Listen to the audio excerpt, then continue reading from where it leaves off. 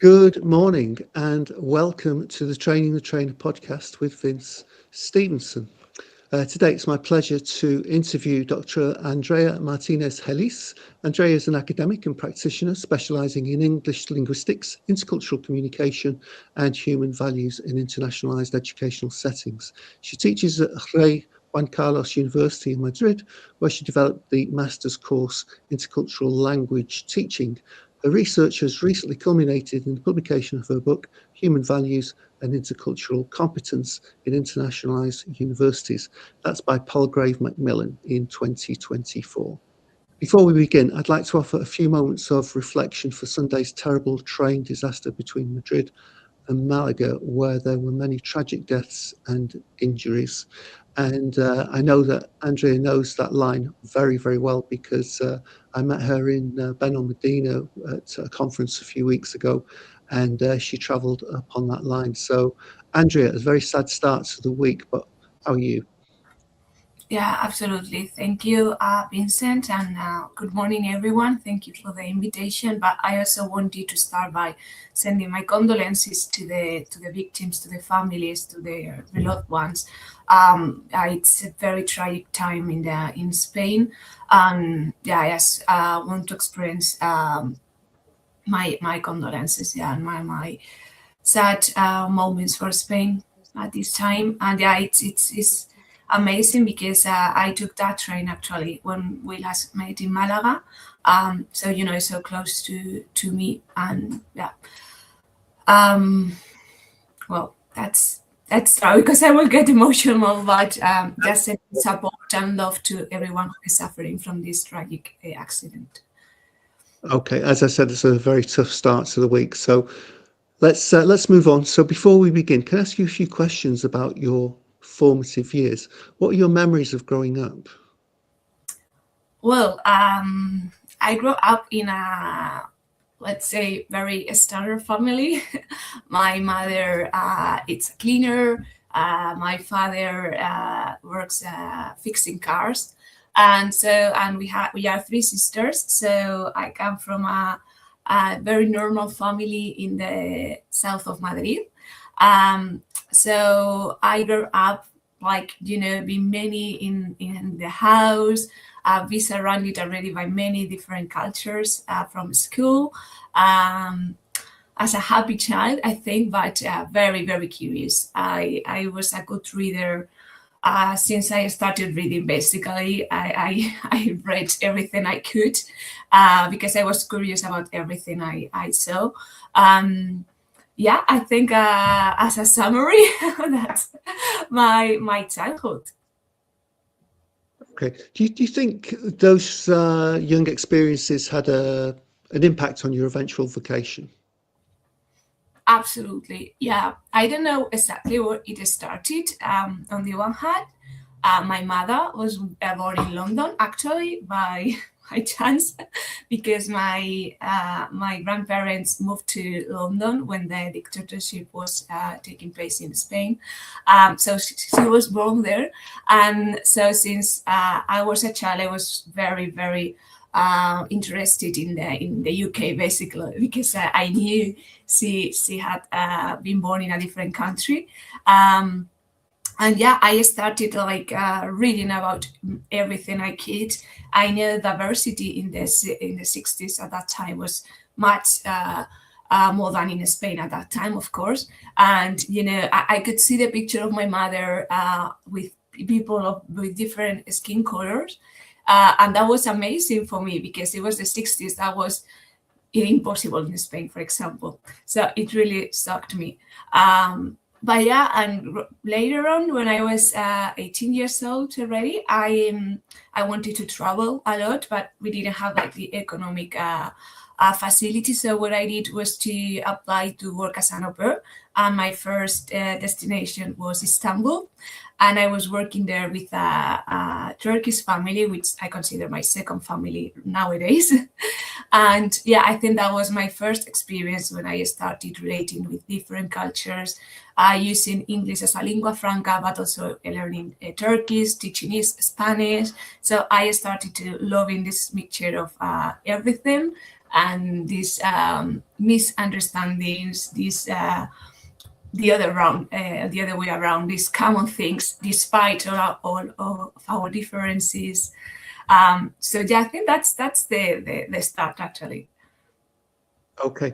Now, during those heady years as a teenager, do you remember having a favorite pop group or singer? Yeah, Green Day. Green Day. I Green was Day. like, yeah, Never I heard of was. them. They are from the United States, but yeah. I was crazy about them. I remember when they came to Spain to give a concert. I slept on the street for 2 nights to have a proper seat. Yeah, I perfectly remember. I was like 15 or so. Yeah, so yeah, I perfectly Yeah. remember. Well, no matter how much I loved a pop group or a singer, I would not sleep on the streets. But there you go. Interesting. All right. Now, you mentioned a moment ago about moving to Turkey. How much of a culture shock was that for you? I was full, well, not full of stereotypes, but whenever I told to people that I was traveling to Turkey, they were like, "Oh, you are a woman, you are traveling alone, it's gonna be really dangerous, etc., etc." So it wasn't a clash because I was like, my mind was full of all these stereotypes, and it was almost the opposite. I felt really safe and secure. Of course, I'm privileged, I'm white. I was living in a rich neighborhood there, but then while the children were at school, I could travel or making some tourism around Istanbul myself on my own. And I didn't have any difficult moment, even though I was very young. But again, it's my privilege. I mean, I'm white, so a European, etc., etc. So I don't want to say that's a safe space for everyone. But basically, my class was more with the social differences because the family with whom I stayed was really rich, actually. And so I had the feeling there was not like a middle class. We have this rich people and then very, very poor people. So I think that was quite different from Spain, or at least from my context where I lived in Madrid. So that was the big difference. You were walking and you see like just two contrast. So it was more than cultural, was socioeconomic. In Turkey, it's very obvious because we have the European part and the Asian part. So it's very, very obvious. So I would mention that at the most, the surprising part of my first contact with Turkey. Okay. When were your first studies? Did you come back to Spain to study, or how did it go? Yeah, well, I studied the degree, it's called in English study, but it was English philology in the past. So I studied in the course, the academic course in Madrid, in Complutense University. And then from June, July, August, and September, I stayed in Turkey with that family for the 4 years of the degree. So like every summer, I traveled there and I stayed with them. So since the child was a child, since it was almost a teenager. Okay. So your travels seem to have a big impact on you. And when you first got into the diversity, innovation, and equality world, was that a big help for you? Well, it was actually quite recently because basically I've been working more on, my background is on linguistics. And my PhD was about human values, intercultural competence, and internationalization of universities of higher education. So when I was exploring this world for my PhD thesis and researching, etc., and seeing the data, for example, I interview many people who were administrative staff, and that's where I realized, like, inside the university, when the higher education world, there are people who are not, forced, let's call it, to develop intercultural competence, to learn languages. Apparently they just make this administrative part. And I was so curious about them because, taken for granted. Basically, we don't take them into account when we think at universities. We think of students and teachers and professors, but we don't think on all the people who are making this bureaucracy, which is crazy. And I focus on them for this. So the interviews were amazing. I realized how important their job is, and then doing that, I started to think of the rest of the world. Starting from universities, how it works in companies, in the corporate world, where there is not this academic background. And what we start from, that's basically where I started to focus on this innovation and on all this part from that aspect. Okay, thank you. Who would you say are your most prominent influences in your career to date? It could be who or what. A person. Be a person. Yeah, definitely Darla Ryuzhova. It's like, when I was discovering this intercultural competence world, as you know, she's like at the top of everything. But then I started collaborating in the World Council on Global and Intercultural Competence. And then I met her many years ago already in Barcelona. When she came, she let me know we wanted to meet in person, and she was so humble, so humble, like so close. And I asked her if she wanted to be part of the PhD panel, and we started kind of a close relationship. So it was not just because of her knowledge, of course, on how intelligent she is, but also because of how close she is. So yeah, definitely she's like the inspiration, because it's more than academic, and I had this feeling when I met her for the very first time, that also inspired me to go beyond journals and beyond academia. So yeah, definitely Darla. Okay, so the academic world, what about a transition to being a trainer and facilitator? How did that come about? Well, I think it's not a transition exactly, because I'm like doing both things at the same time. So and trying to my classes not to be very theoretical and try to be kind of a training. So let's see, basically there was a friend of mine who was also into this world. She was her background was on economy. So we had this conversation about intercultural competence, different cultural differences, etc. So we started to talk about how to blend these two worlds.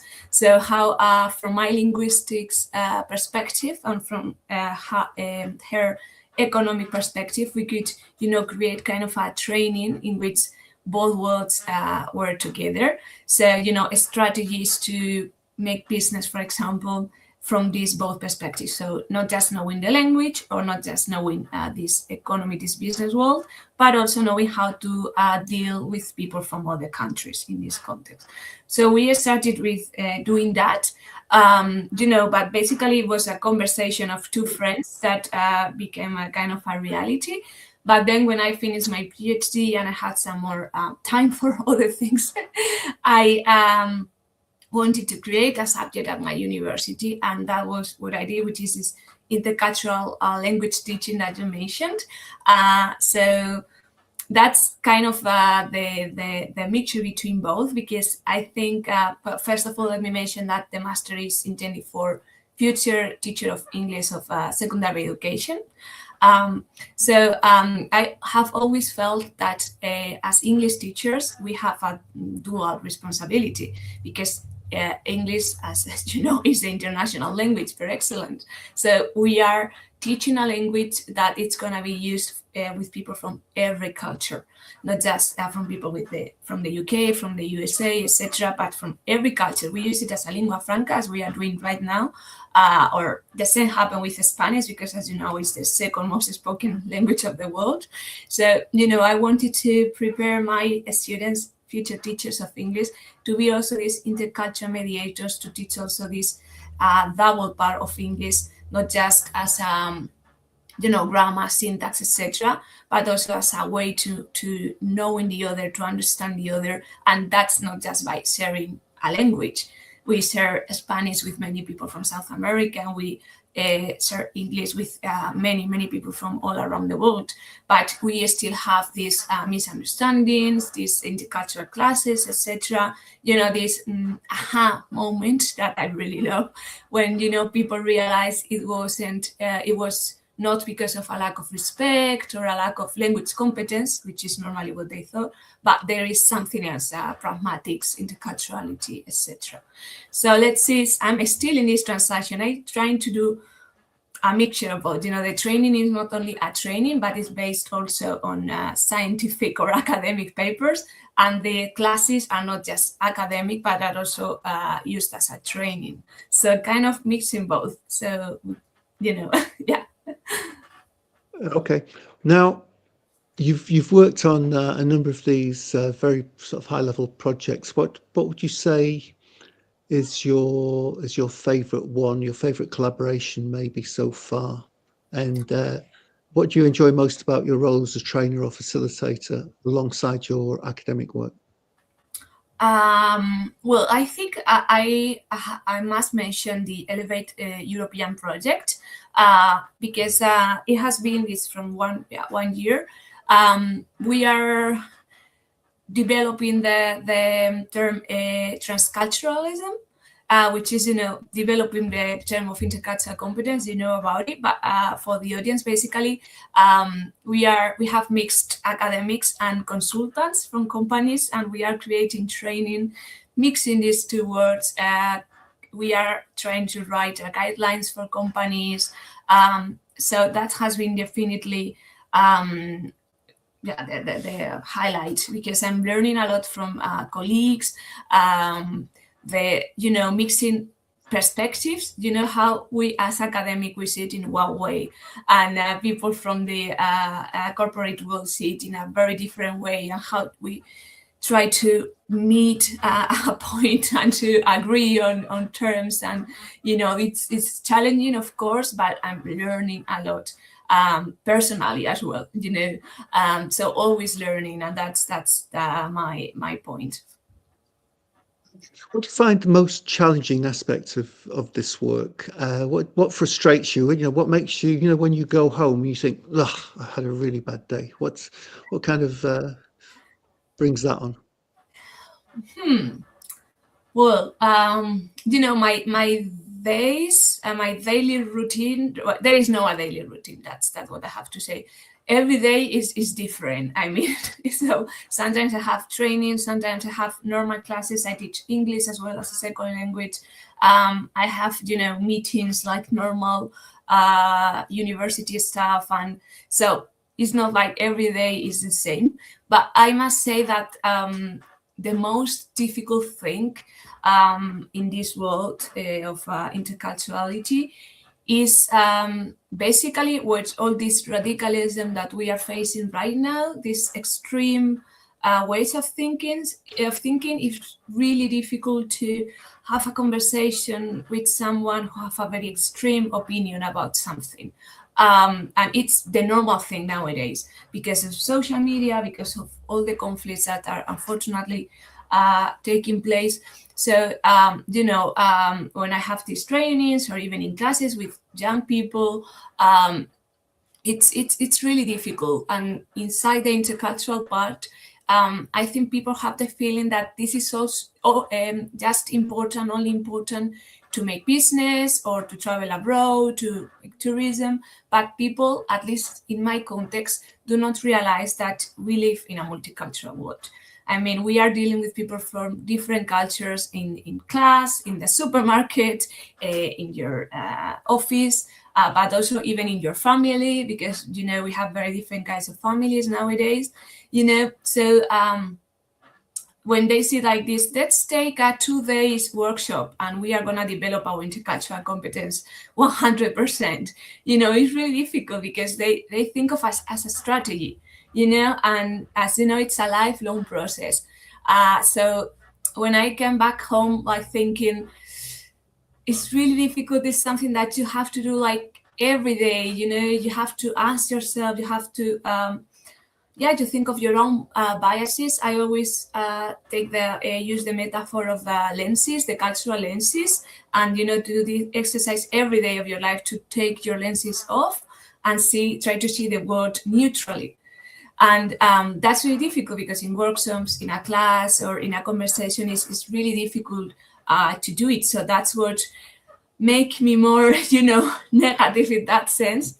But yeah, especially because of the situation that we are living nowadays, it's more difficult than before. And I think we weren't expecting to say this. We thought we were advancing. It seems the opposite. So that's I think.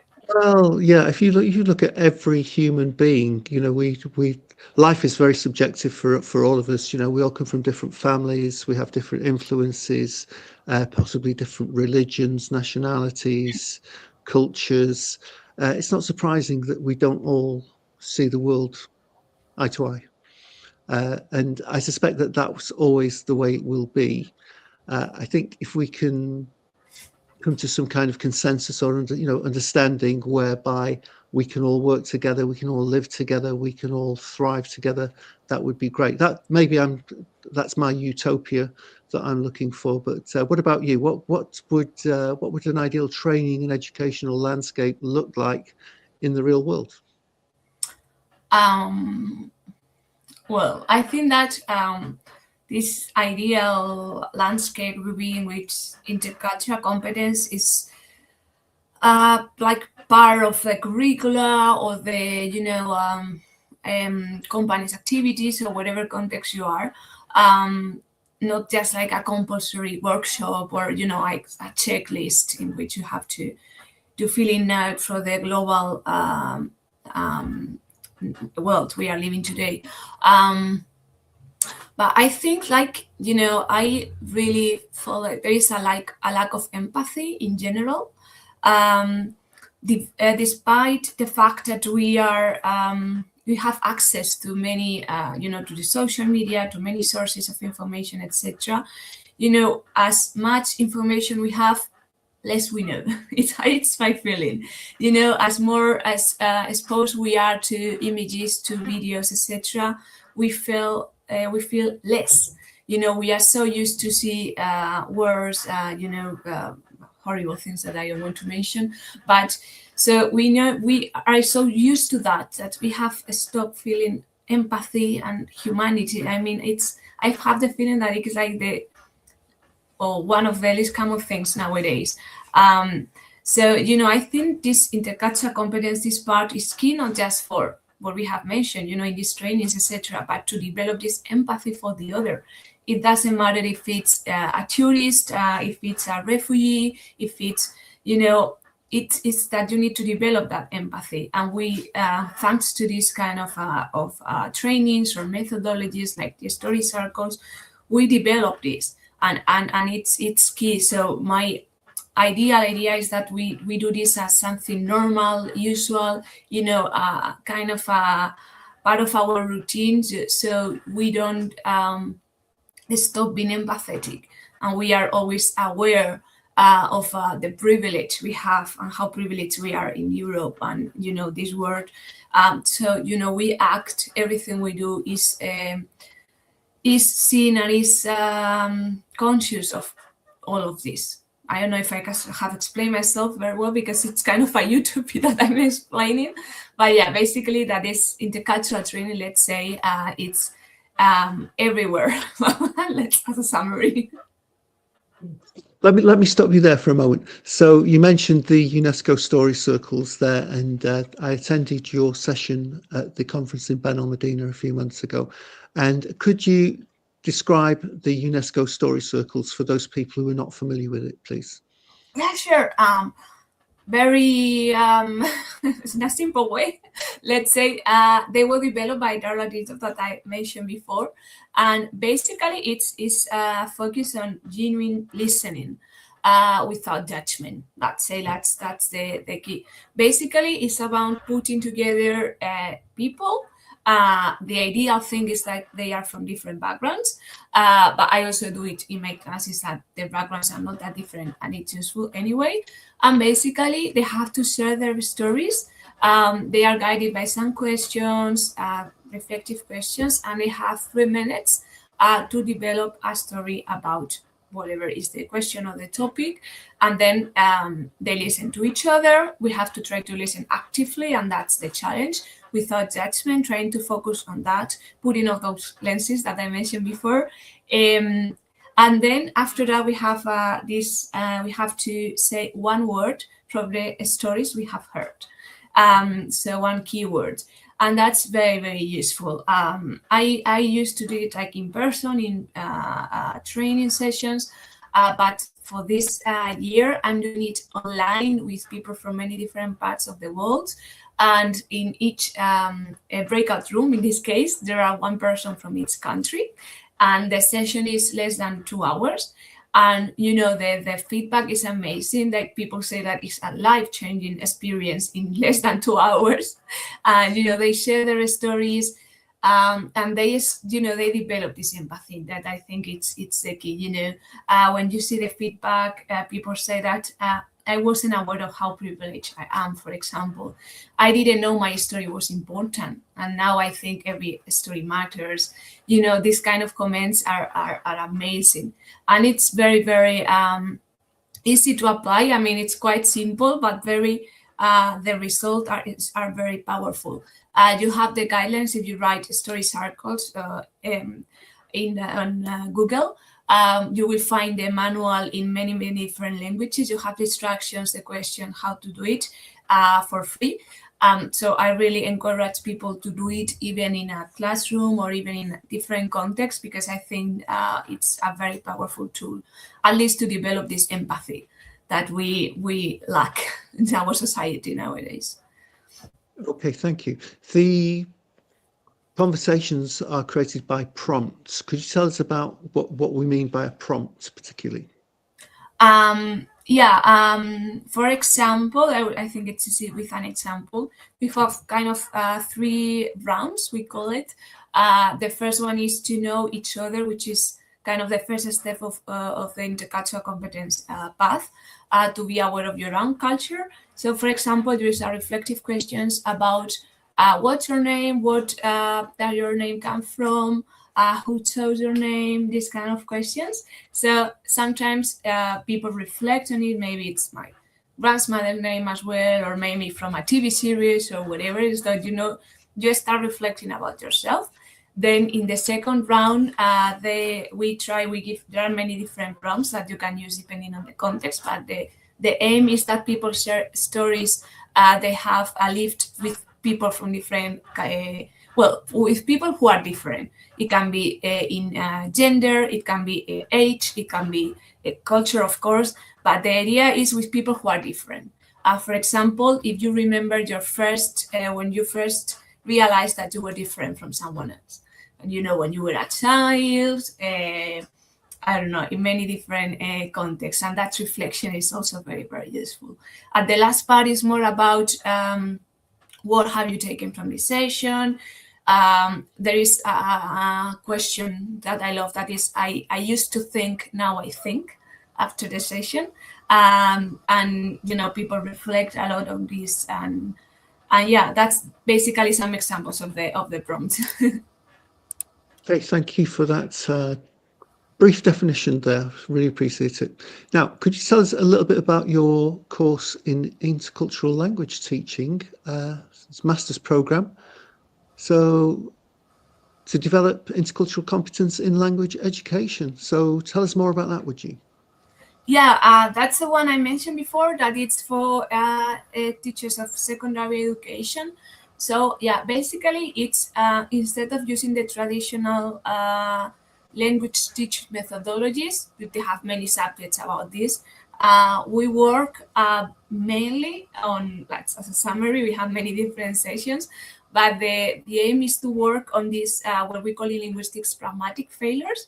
If you are not familiar with that, because it's a linguistic term, basically are misunderstandings. When there is you are having a conversation and suddenly there is a silence, an uncomfortable silence. You don't know what's going. You don't know what the other person means when he says something, or the other way around. You have not been understood for any reason, and in many occasions it's because of this cultural factor. So we focus a lot on that, on teaching also that on the classroom. Not just, you can be very, you have to the proficiency level of English, the C2 Cambridge level of English, but then, you arrive to the UK, for example, and then you still suffer these cultural clashes, even you are speaking English in an English-speaking country, etc. Just to let you know an example, I think that's going to be interesting for the audience. That happened to one of my students. She had a very good level of English, proficiency, and she went to work as an au pair to Brighton for the summer. And when she came back, she told me this story. When she arrived to the house with the family, it was at night, she was traveling during the day, and she was starving. And the mother of the family asked her, "Do you want something to eat?" And she said, "No, thank you." And that she was starving. And the mother went to sleep, and my student couldn't sleep because she was starving. And then she told me, when I arrived to the UK, I didn't know English. I don't know what happened because of that. What happened was basically it was a cultural problem. In Spain, we are very used to insist. We insist a lot, and we expect people to insist, especially if we don't know the other person. So we don't say yes for the first time. That's even considered impolite. So at least 2 times or even 3 times, and then, "Oh, okay, I will try that piece of cake," or I will try, but we don't say yes for the first time. That's something very, very cultural. So, it's an example of the kind of things that we try to teach, because that's what we call pragmatic failure. But it's not because of the lack of language proficiency, but a lack of pragmatic competence, what we call. That's an example. And then we have this intercultural pragmatics, which is a field that mixes both things. The story about the starving girl there is very interesting, because I used to have a Spanish girlfriend many years ago in Seville, and I used to go and stay with her and her family, and they were constantly offering me cake, and generally once an hour for me is enough to have a slice of cake, not all the time. I think they were trying to feed me up for something. I don't know. It was a bit crazy. So yes, generally in England, if we say no, we kind of mean no, and but no means something else in Seville and other parts of Spain. It sounds okay. That explained a lot. Thank you. So I can sleep better now I know that one. Okay, now let's move on to your book, Human Values and Intercultural Competence in Internationalized Universities. Wow, that's a big title. How long did it take you to write it? And, it seems you have a very, very full schedule. Where did you find the time to write it? Well, I must say it's an adapted version of my PhD thesis. I must say this. It was basically I adapted it for practitioners because it was very academic, but it was about what I mentioned before. Basically, I realized when I was doing my master degree, my master studies, I realized that internationalization was understood in terms of numbers. So how many students come from abroad or go abroad, these statistics. And I felt like the human factor was kind of forgotten. So that's why I started to study this, the role of human values and the cultural competence in the internationalization of universities. And that's what's actually the origin. Then was my PhD thesis, in which Darla Reader was actually giving me feedback as well. So that was also the reason why I wanted to turn it into a book, more useful for practitioners, for the audience. But the aim is exactly that, not just for the for universities, but for companies. But my idea is that it also works, or in the future, I want to work also on that social factor. So it's not about numbers. Internationalization is not about speaking English, about teaching subjects in English. No, it's much more about this human factor, this understanding of the cultures, diversity in the classrooms, in the professors, also in the administrative staff that is forgotten in most of cases. So yeah, basically after defending my thesis, I couldn't forget my thesis because I worked on the book, on adapting the book to be published. So yeah, basically I was doing it at the same time as training, so it's always inspiring because everything is related. So I could include more sessions, more chapters, and more knowledge that I have learned after the thesis. In view of all of your research and studies for your doctorate and for the book, were there any key messages that surprised you in your book? Yeah, yes, absolutely. Yeah, first of all, that at that time, I started the thesis in 2017, yeah, up to 2022. Basically, the studies, the literature was from the global north. There's a few studies from the global south. And that's kind of it's this very important factor because we are teaching intercultural competence based on the Western culture. That's a bias, of course, because already the frameworks and everything we are reading is already biased kind of by this Western perspective. So that was one of the difficult things I found. I know I was working in the higher education context in Europe, so it wasn't like difficult in the sense of for my PhD thesis, but for my own values. I mean, I was working on human values as well.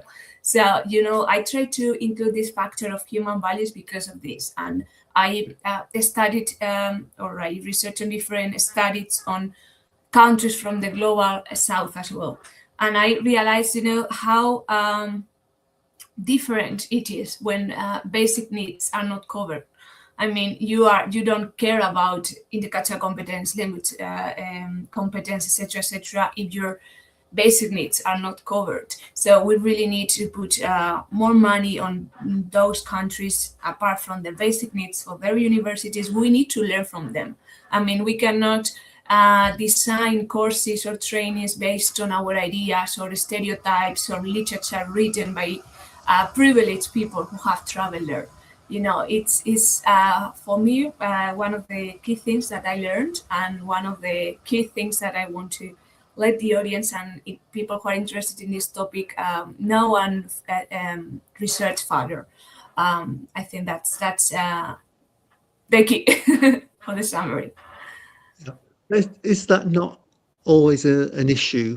I think I read somewhere that the one major psychological issue in research is that most of the research has been done in the United States and Britain.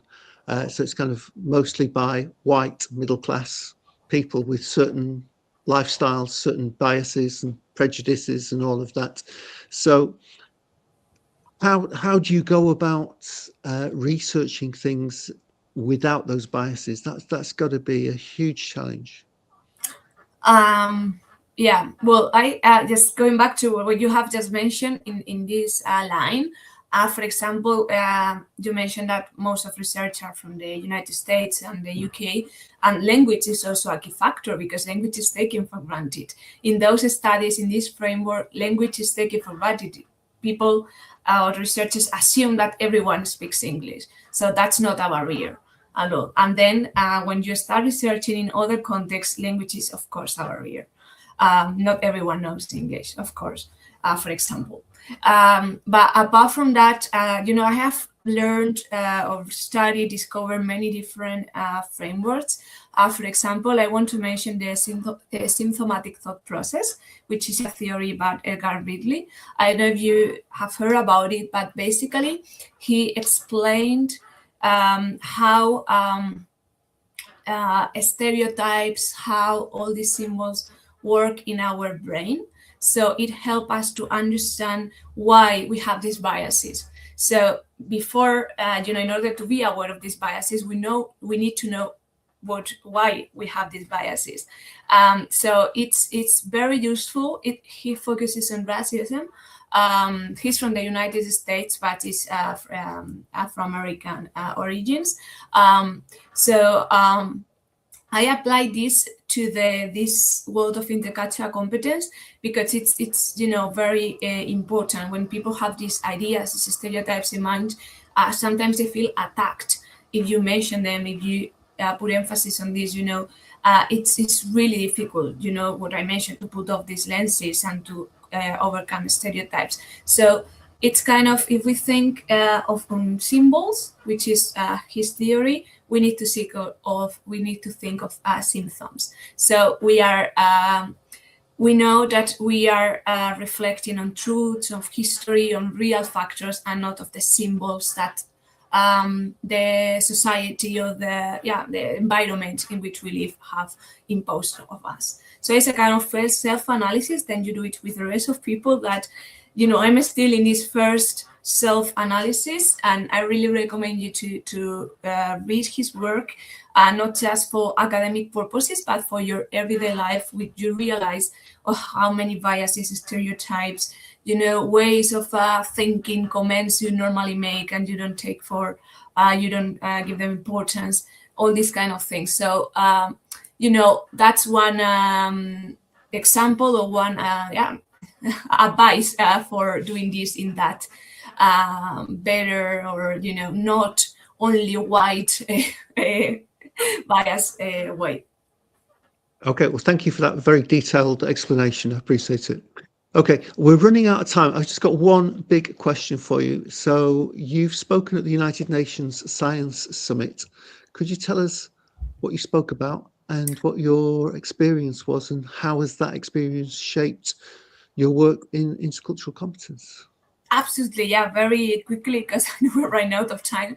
But yeah, I have to mention first that I was invited to the Science Summit from the United Nations thanks to the World Council. In the World Council on Global Intercultural Competence, a woman who was working there listened to my speech, and she invited me to do so. So I just want to mention the importance of these kind of networks that put people interested in intercultural competence in contact from many different countries, but also from many different backgrounds, disciplines. So in this case, she was an expert on diplomacy, and she invited me to that session. And basically, I talk, the general topic was about the sustainable developmental goals.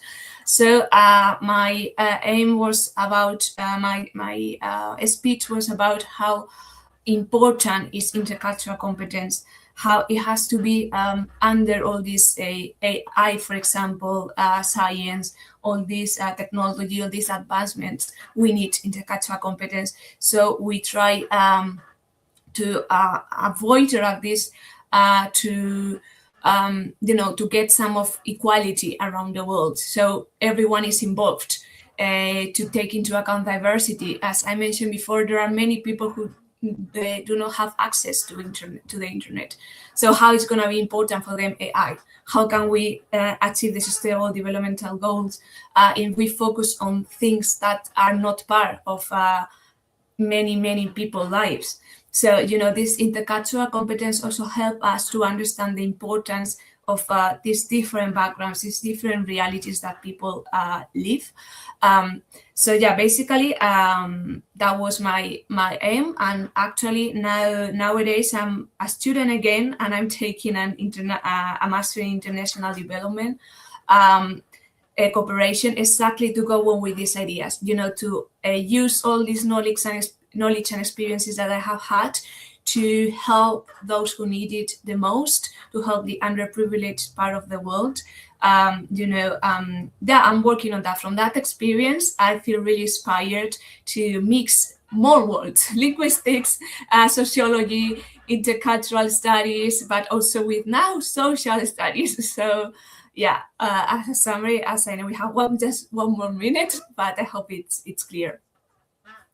Okay, now I said that was the last question, but I've just remembered another one. So a bonus question, if you don't mind me. So I know that you've done a lot of international volunteering, and I'm sure that those have influenced you. Do you have one outstanding memory of your working on these international projects? Yeah, absolutely.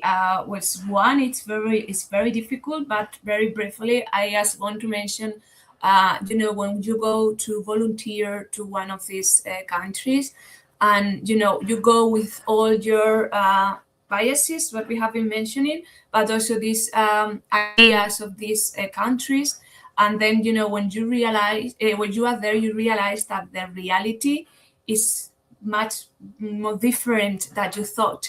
I mean, and in the social world, this is very, very clear. For example, I don't know, you go with, I was, yeah, as just an example, I was taking part of one project called Empowering Women, and one of the projects was focused on of helping children, girls from schools to understand how their body works, how everything goes when they are teenagers, etc. So we focus on their period and sanitary pads, etc., etc. So when we went there with all these messages and all these materials, they didn't know how to use it.